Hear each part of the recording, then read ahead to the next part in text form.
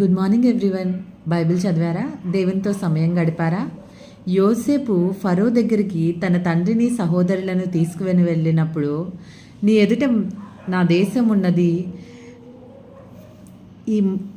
ఈ దేశంలో ఒక మంచి ప్రదేశం అందు వాళ్ళని నివసింప చేయవచ్చు, అలాగే వారిలో ఎవరైనా ప్రజ్ఞ గలవారని నీకు తోచిన ఎడల నా మందల మీద అధిపతులుగా చేయవచ్చు అని చెప్పాడు. యాకోబు ఫరోని దీవించాడు.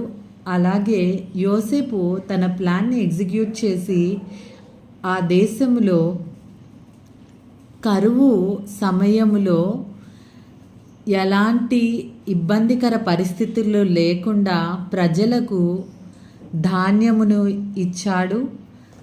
అలాగే వాళ్ళందరూ సంతోషంగా బ్రతుకుటకు సహాయం చేశాడు. యాకోబు 17 సంవత్సరంలో ఆ ఐగుప్తు దేశంలో బ్రతికి, అలాగే మొత్తం జీవించిన సంవత్సరంలో 147, అలాగే అతని చావవలసిన దినములు సమీపించినప్పుడు తన కుమారుణ్ణి పిలిచి, యోసేపును పిలిచి, నన్ను మాత్రం ఇక్కడ పాతి పెట్టవద్దు, నా పితరుల దేశంలోనే పాతి పెట్టమని చెప్పి యోసేపు దగ్గర ప్రమాణం చేయించుకొని తన మంచపు తలాపి మీద వంగి దేవునికి నమస్కారం చేశాడు. ఇదంతా ఆదికాండం 47వ అధ్యాయంలో జరిగింది. పూర్తిగా చదవాలనుకుంటే